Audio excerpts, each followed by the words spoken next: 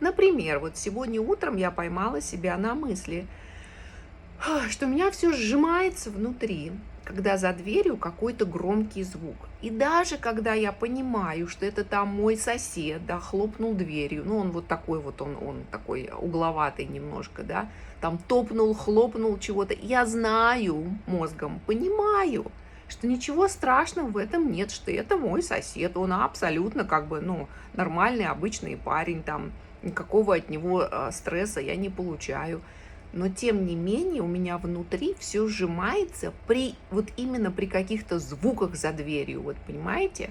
Прям у меня даже кот обычно вздрагивает, но кот даже лежит, и ему пофигу. То есть он привык, его психическая система привыкла, а моя нет. И мне вот, например, интересно, откуда это вообще?